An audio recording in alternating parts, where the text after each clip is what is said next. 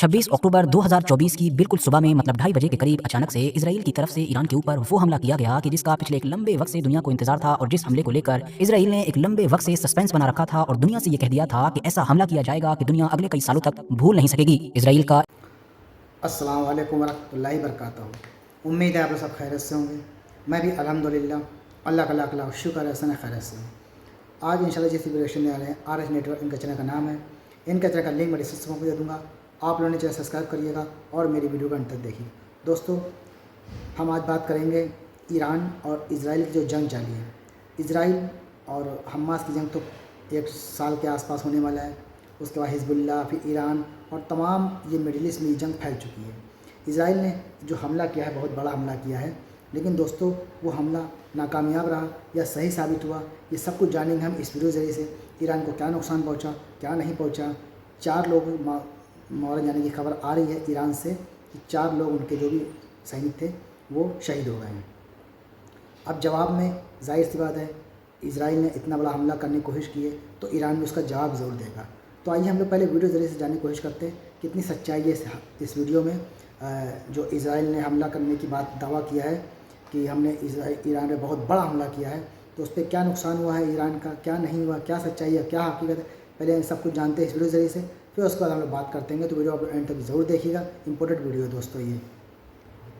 26 अक्टूबर 2024 की बिल्कुल सुबह में मतलब 2:30 बजे के करीब अचानक से इजराइल की तरफ से ईरान के ऊपर वो हमला किया गया कि जिसका पिछले एक लंबे वक्त से दुनिया को इंतजार था और जिस हमले को लेकर इजराइल ने एक लंबे वक्त से सस्पेंस बना रखा था और दुनिया से ये कह दिया था कि ऐसा हमला किया जाएगा कि दुनिया अगले कई सालों तक भूल नहीं सकेगी। इजराइल का ईरान के ऊपर यह हमला अगले 4-5 घंटे तक चला, मगर हाँ, ये लगातार नहीं था बल्कि इसको 3 वेव्स या कह सकते हैं कि 3 अलग अलग राउंड में अंजाम दिया गया था। इस हमले में 100 से भी ज्यादा या कह सकते हैं कि 125 और 130 के करीब फाइटर जेट्स का इस्तेमाल किया गया था, जिसमें अमेरिका के F-15, F-16 और हाँ F-35 भी शामिल था। खुद इजराइल के मुताबिक भी उसका टारगेट ईरान के 20 ठिकाने थे जो ईरान के दरअसल 3 अलग अलग इलाकों में मौजूद थे, जिनमें से एक इलाका तो सेंट्रल ईरान में है, मतलब कि तेहरान का इलाका, जबकि जो बाकी के 2 इलाके हैं उनमें एक खुजिस्तान है और एक इलाम है। और ये वही 2 इलाके हैं जो दरअसल बिल्कुल बॉर्डर पर मतलब इराक की साइड में मौजूद हैं। वर्थ नोटिसिंग बात ये भी है कि ये जो भी 100 से ज्यादा फाइटर जेट्स इस्तेमाल किए गए थे, इनमें से अभी तक की रिपोर्ट के मुताबिक कोई भी ईरान के अंदर एंटर नहीं हुआ था, बल्कि ये इजराइल से उड़े, जॉर्डन होते हुए इराक में पहुंचे और फिर इराक की सीमा से ही इन्होंने एयर टू सरफेस मिसाइल्स के जरिए से ईरान के अलग अलग ठिकानों को निशाना बनाया। यही वजह है कि आप लोग देखेंगे कि जिन 3 इलाकों को निशाना बनाया गया है उनमें से जो 2 इलाके बॉर्डर पर ही मौजूद हैं, मतलब खुजिस्तान और इलाम, वहां पर इंपैक्ट ज्यादा दिखाई दे रहा है, जबकि तेहरान में ऐसी कोई भी चीज नजर नहीं आ रही है,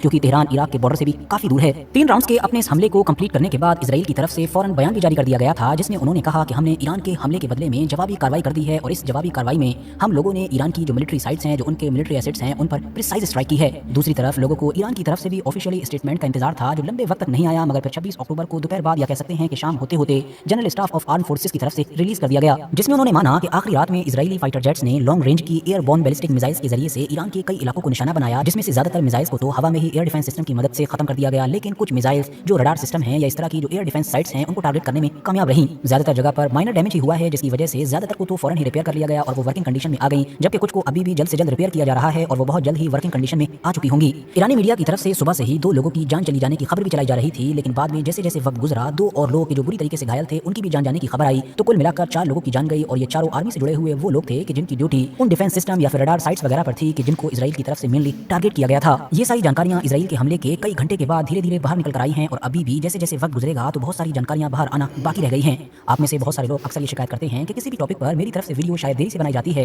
लेकिन उसकी मेन वजह यही होती है कि वैसे तो फौरन वीडियो बनाकर 8 मिनट की वीडियो में आप लोगों को बार बार वही 4 बातें दोहराकर आपका वक्त बर्बाद किया जा सकता है, लेकिन उसको दरअसल खबर बताना कहते हैं, ना कि किसी टॉपिक का एनालिसिस करना बोलते हैं। मेरी कोशिश यही होती है कि आप लोगों को 8 से 10 मिनट के अंदर 20 से 30 ऐसी बातें बताई जाएं, जिससे उस टॉपिक पर आपकी नॉलेज, आपकी पकड़ इतनी ज्यादा मजबूत हो जाए कि फ्यूचर में होने वाली किसी भी चीज को आप अपनी नॉलेज के दम पर अपने एक अलग नजरिए से देख सकें। आगे बढ़ें तो पहला सवाल तो अब ये है कि भाई इजराइल ने हमला तो किया, लेकिन इजराइल का ये हमला कितना इफेक्टिव रहा, कितना दमदार रहा। तो दोस्तों इसका अंदाजा सबसे पहले तो इसी बात से लगाया जा सकता है कि इजराइल ने ये 100 से भी ज्यादा फाइटर जेट्स की मदद से 3 राउंड में ये जो 4 से 5 घंटे हमला किया, इस लंबे चौड़े हमले में भी ईरान से कोई भी एक ऐसा फोटो या वीडियो निकल कर नहीं आई कि जिसको इजरायली मीडिया या जो लोग इजराइल को सपोर्ट करते हैं उनके द्वारा खबर चलाते हुए स्क्रीन पर लगाया जा सके। मतलब जो ईरान में गिनी चुनी जगह पर इंपैक्ट हुआ भी था, उसका जो स्मोक था या उसका जो एक्सप्लोजन था वो इतना ज्यादा हल्का था कि उसको खुद इजरायली मीडिया की तरफ से अपनी खबर के साथ चलाया ही नहीं जा सकता था। अगर चलाया जाता तो खुद ही अपने इस पूरे ऑपरेशन को हल्का बताना होता। इसीलिए आपने देखा होगा कि जो एक दो फोटो बड़ी ही तेजी के साथ सर्कुलेट किए जा रहे हैं और जो मेनली कुछ इजरायली मीडिया और ज्यादातर इंडियन मीडिया की तरफ से चलाए गए हैं, वो दरअसल सारे के सारे फेक फोटोज हैं। उनमें से कोई तो लेबनान का है, कोई किसी दूसरे देश का है, कोई 2021 का है तो कोई 2019 का है। इवन हैरानी की बात तो ये है कि खुद इजरायली मिलिट्री की तरफ से भी रात में जो एक फोटो जारी किया गया था,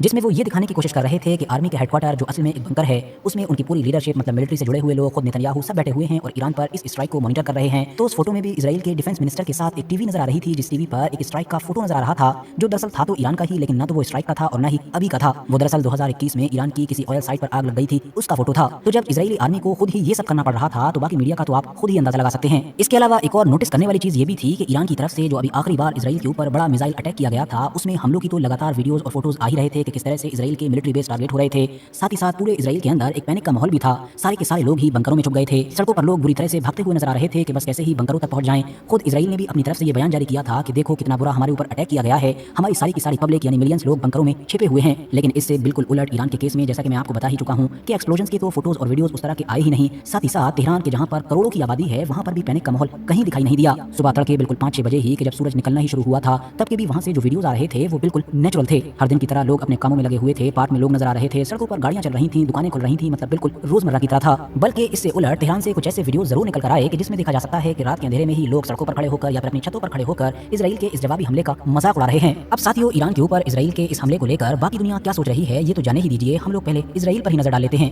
इजराइल में मीडिया का एक बड़ा तबका हो या फिर खुद इनकी पॉलिटिक्स से जुड़े हुए कुछ बड़े नाम हों, जिसमें इनके मेन अपोजिशन लीडर यानी कि यार लैपिड भी शामिल हैं, ये सारे ही लोग इजराइल के इस हमले से बिल्कुल भी खुश नजर नहीं आ रहे हैं। बल्कि ये तो इशारों इशारों में ये कह रहे हैं कि दरअसल नेतन्याहू और नेतन्याहू की पूरी लीडरशिप ने इस तरह का हमला करके खुद इजराइल का ही मजाक उड़वाया है। इससे बेहतर था कि ये हमला किया ही नहीं जाता। अब आप में से बहुत सारे लोग सोच रहे होंगे कि अगर इजराइल ने इतना बड़ा हमला किया था, ज्यादा इंपैक्ट नहीं हुआ, तो चलो कम से कम कुछ इंपैक्ट तो जरूर हुआ। वो कुछ डिफेंस सिस्टम की साइट्स को या फिर रडार को तो टारगेट करने में कामयाब हो ही गया था। तब भी आखिर इजराइल के इस हमले को नाकाम या फिर इतना कम क्यों आंका जा रहा है? तो दोस्तों, उसकी वजह यह है कि अक्टूबर के बिल्कुल शुरू में ईरान का जो हमला था और जो उसके मिसाइल हमले की वीडियोस वगैरह वायरल हुई थी, वो कुछ इस तरह की थी कि उन्होंने इजराइल को इतना ज्यादा नुकसान पहुंचाया, उसकी इमेज को इतना ज्यादा खराब किया कि जिसकी भरपाई मानो कभी मुमकिन ही नजर नहीं आती है। यही रीजन था कि इजराइल ने ये कसम खा ली थी कि वो तो ईरान के ऊपर ऐसा अटैक करेगा कि जितनी भी उसकी ये इमेज खराब हुई है, उन सब की एक ही अटैक में भरपाई हो जाएगी। उसके सारे लीडर्स इसी तरह के बयान दे रहे थे। अभी कुछ दिन पहले भी डिफेंस मिनिस्टर की तरफ से ये कहा गया था कि हम ऐसा हमला ईरान के ऊपर करने जा रहे हैं कि दुनिया सालों तक नहीं भूल सकेगी। इसीलिए शुरू से ही इजराइल ने इन छोटी मोटी जगहों को यानी कि किसी मिलिट्री साइट को या फिर किसी भी मिलिट्री एसेट को अपने ऑप्शन में ही नहीं रखा था, बल्कि वो तो शुरू से ही यही कहता रहा था कि या तो न्यूक्लियर फैसिलिटीज को टारगेट किया जाएगा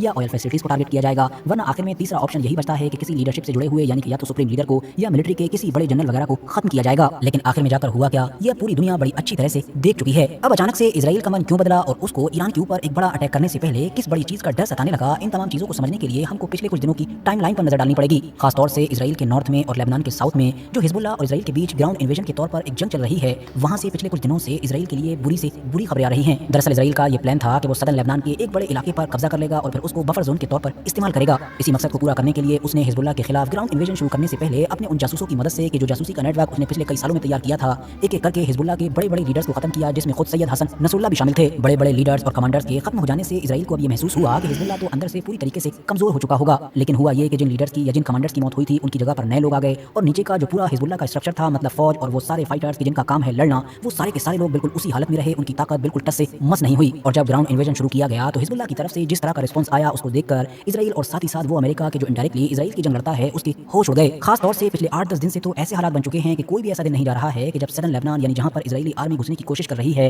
वहां से इसके 4-5 फौजियों के मरने की और दर्जनों के घायल होने की खबरें न आती हों। 25 और 26 अक्टूबर की रात में जब ईरान पर हमला किया जा रहा था, तो उससे एक दिन पहले यानी कि 25 अक्टूबर के दिन भी 10 से 15 फौजियों के मरने की खबर आई थी, दर्जनों के घायल होने की खबरें आई थी। और फिर अगले दिन यानी कि 26 अक्टूबर के जिस दिन मैं ये वीडियो रिकॉर्ड कर रहा हूं, उस दिन भी एक बार फिर से इवन स्काई न्यूज के मुताबिक भी इजरायली फौजियों के मरने का आंकड़ा एक दिन में 13 के करीब पहुंच चुका है और दर्जनों के घायल होने की खबरें भी आ रही हैं। रॉकेट्स और मिसाइल्स के जरिए से भी हर दिन हिजबुल्लाह की तरफ से मामूल के मुताबिक जो हमले किए जाते हैं, उनका भी लेवल तो बढ़ ही रहा है। साथ ही साथ इन रॉकेट्स और मिसाइल्स के इंपैक्ट की वजह से या खौफ की वजह से जो हालात सिर्फ नॉर्थ के एरिया में हुआ करते थे, अब वो कुछ आगे बढ़कर हाइफा तक पहुंच चुके हैं। मतलब हाइफा जैसे बड़े शहर में भी अब धीरे धीरे सन्नाटा छा रहा है। यही वजह है कि ईरान जैसी मिडिल ईस्ट की एक सबसे बड़ी ताकत से जंग शुरू करने का दिमाग में ख्याल आना तो दूर की बात, बल्कि इजराइल की तरफ से अब दबे अल्फाजों में इस तरह के बयान भी आने लगे हैं कि वो सदर्न लेबनान में अपने ऑपरेशन को कंक्लूजन की तरफ लेकर जा रहे हैं। मतलब जल्द ही वो इसको कंप्लीट कर देंगे। अब वो ऐसा क्यों कह रहे हैं, जाहिर है ये मुझको एक्सप्लेन करने की जरूरत नहीं है, आप लोग खुद ही समझ सकते हैं। क्योंकि लितानी रिवर तक पहुंचने का टारगेट सेट करने वाला इजराइल अपने ऑपरेशन को अब कंप्लीट करने की ओर तो बढ़ रहा है, लेकिन हालात ऐसे हैं कि कोई शहर तो छोड़ दीजिए, आसपास के किसी गांव पर भी कंट्रोल हासिल नहीं हो पाया है, बावजूद इसके कि 50 से 100 के करीब फौजी मारे जा चुके हैं, 500 से ऊपर बुरी तरीके से घायल हो चुके हैं, जबकि 20 से 30 के बीच में वो हद से ज्यादा महंगे और ताकतवर टैंक्स भी डिस्ट्रॉय हो चुके हैं कि जिनको मरकाबा के नाम से जाना जाता है।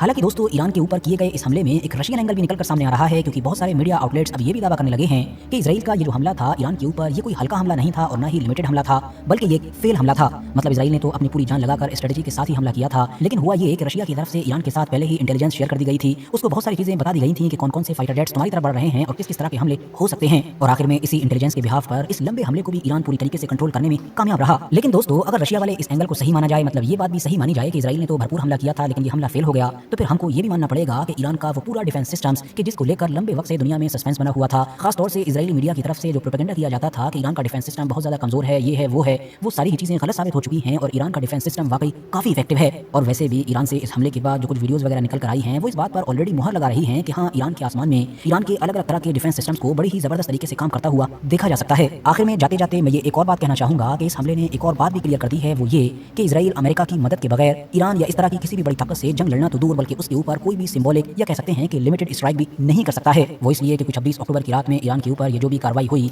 इन सभी में भले ही खुलकर अमेरिका सामने नहीं आया, लेकिन अगर आप ध्यान से देखेंगे तो इसराइल से ज्यादा तो अमेरिका रोल प्ले कर रहा था। जितने फाइटर जेट्स थे वो सभी इनडायरेक्टली अमेरिका के थे। फ्यूलिंग वगैरह की जिम्मेदारी भी सब अमेरिका ने संभाल रखी थी, क्योंकि रात में 9-10 बजे से ही मिडिल ईस्ट के पूरे इलाके में उसके जो फ्यूलिंग से जुड़े हुए जेट्स वगैरह हैं वो इधर उधर दौड़ने लगे थे। इस हमले की प्लानिंग से पहले ही अमेरिका ने जो उसका ताकतवर एयर डिफेंस सिस्टम है, मतलब कि थार्ड, उसको भी इसराइल के अंदर डिप्लॉय कर दिया था। इवन अपने खुद के फौजी तक वहां पर भेज दिए थे ताकि अगर ईरान कोई जवाबी कार्रवाई करे तो हमारे फौजी अपने एयर डिफेंस सिस्टम से इसराइल की हिफाजत कर सकें। वरना इसराइल का एयर डिफेंस सिस्टम कैसे काम करेगा वो तो दुनिया ने अक्टूबर की शुरुआत में देख ही लिया था। तो दोस्तों, ये था हमारा एक्शन जो हमने देखा। इसराइल ने जो हमला किया ईरान के ऊपर, वो काफ़ी बड़ा हमला था, लेकिन अच्छी बात यह है कि ईरान को कुछ ख़ास ज़्यादा नुकसान नहीं हुआ। हाँ, लेकिन 4 लोगों की जानें गई, ये बात सच है। जान सबसे अहम, सबसे कीमती होती है। वो अब ईरान ने इस बात को कहा भी है कि वो भी बहुत बड़ा इसके लिए हमला करेगा और इसका मुँह तोड़ जवाब देगा। दूसरी बात, इसराइल की जो सपोर्टर है, जो मेन मामला है, वो है सीधा अमेरिका का।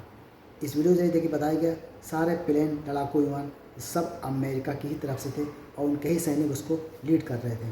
तो यह है मामला। और हमारी तरफ का मामला ऐसा है, जो गल्फ़ कंट्रियाँ हैं, इन सब ने तो बस हद ख़त्म कर दी है। हमास पे इतना हमला हुआ, हम हज़ारों लोग वहाँ पर मारे गए, शहीद हो गए, लेकिन ये सारी गल्फ़ कंट्रियाँ मुँह में टेप लगाए बैठी हैं। इनको कोई फ़र्क नहीं पड़ता कौन मरे कौन जिए।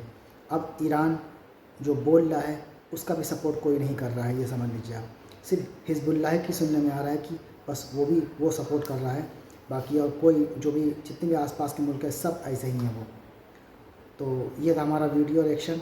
उम्मीद है आपको अच्छी लगी हुई हो। वीडियो अच्छी लगी हो तो इसको शेयर करिएगा ताकि लोगों को सच्चाई हकीकत पहुँचे। और हमारी वीडियो में थोड़ा सा वक्त लगता है इस वजह से, ताकि हम सच्चाई दिखाने की कोशिश करते हैं कि सच्चाई आपके सामने आए। कोई भी खबर इस तरह की फेक या ना हो, जो सही खबर हो वो आप तक पहुँचे, ताकि आपको नॉलेज बढ़े और आपको सच का सामना करना पड़े, मतलब सच खबर आपको पता चले। तो जो भी हज़रात मेरे चैनल पर नए हो तो सब्सक्राइब कर लें और वीडियो को शेयर करें।